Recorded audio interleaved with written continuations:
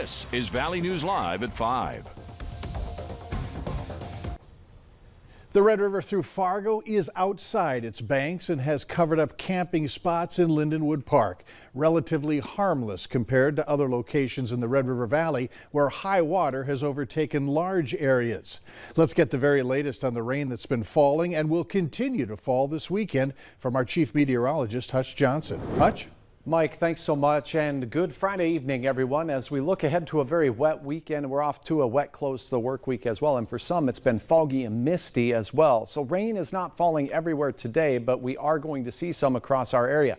This was a forecast we ended with you last night, and it stands. 1 to 3 plus inches of rain will be likely for some, if not many areas. Here where you see the yellow colors, the isolated places could pick up over 4 inches of rain because we've had tallies already approaching that 3-inch category. 1 to 2 inches of rain or more in northwest Minnesota, and the southern Red River Valley stands to see a fair amount as well.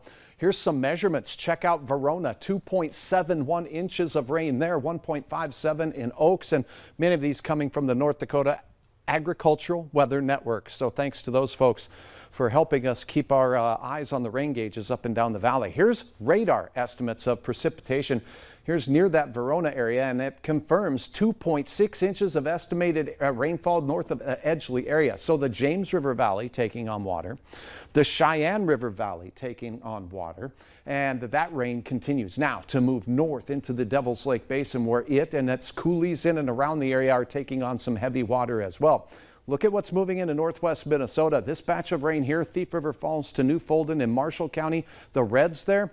Rainfall rates over 1 inch per hour from that gully washer. This and much of it goes into many different rivers up here, including the Red Lake River that goes through Thief River Falls, Red Lake Falls, and on into Crookston as well. So we're watching many area rivers, the ones that have already got high water, including the Cheyenne River at Valley City. Now you can see the curves going up as a result of the rainfall included in some of these forecasts. Now, north of Grand Forks, that Red River is likely going to expand the overland flooding and not see a sharp rise up, but we'll watch that carefully. So an expansion in overland flooding is happening. We'll likely have some washed out roads. So if you're traveling, check those road reports at valleynewslive.com or download our Valley News Live weather app. We'll keep you up to date with the latest there. And another crest is going to be highly likely for many areas along the river. Your forecast tonight, very wet here in Fargo-Moorhead. Periods of light to moderate rain, heavier west and heavier north. I'll have hour-by-hour details on when it finally dries up. We do have some light at the end of the tunnel, Mike. I'm excited to share that with you. But for now, we really need to be vigilant and watching where the rain falls and how it impacts rivers. Good advice, thanks. It's a good idea to keep the VNL weather app handy for forecasts right at your fingertips. You can download and use it for free. Just search VNL Weather in the App Store today. A surge protector is being blamed for a house fire in West Fargo this afternoon. It happened at 503 First Avenue Northwest. When firefighters arrived, smoke and flames were coming out of a second-story window. The second floor of the home was heavily damaged by fire. No one was home at the time of the fire. A dog that was inside is safe. The woman accused of starting a major fire at a Dilworth apartment complex is out on bail. Authorities say 32-year-old Brianna Page was arrested Wednesday for felony arson charges. She got out of jail the same day after a judge set several conditions. Page is accused of setting several garages on fire at a Dilworth apartment complex in November, causing $85,000 in damages.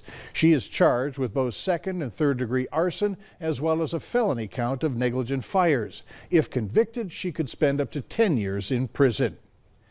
A mother and her 3 children are picking up pieces tonight after a fire in their South Fargo apartment left most of their belongings with severe fire and smoke damage. It's also where Fargo fire crews found the body of 39-year-old Bradley Mead.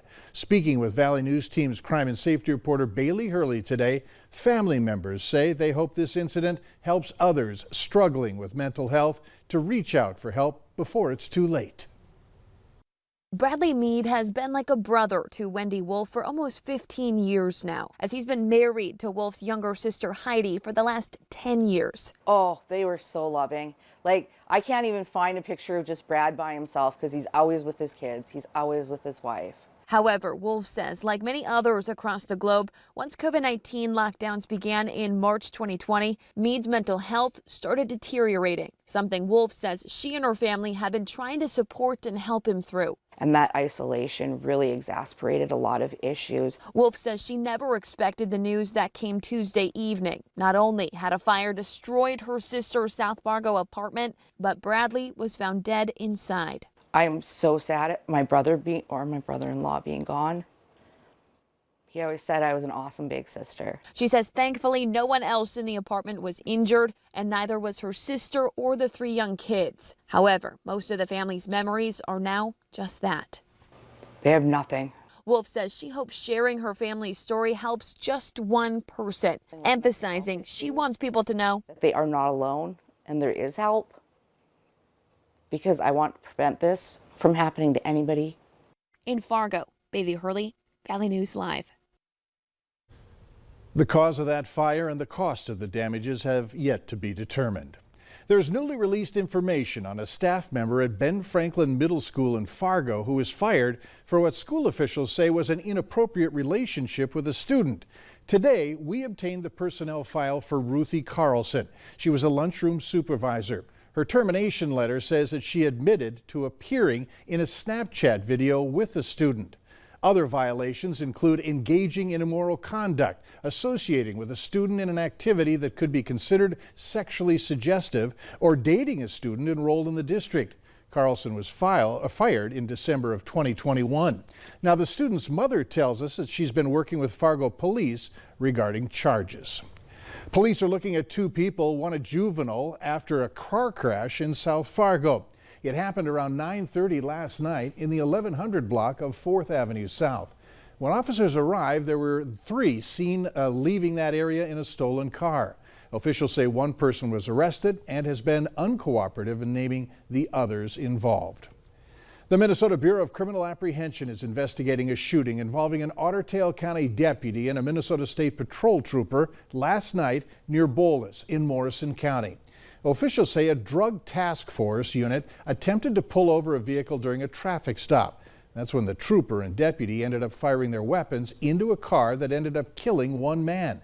The deputy who responded is said to be okay. By this time tomorrow, I'll be in Washington, D.C., touring memorials with veterans from the area. It's going to be the first time in more than 2 years for an honor flight trip involving Red River Valley veterans. More than 80 will be escorted as part of this honor flight of North Dakota and Minnesota.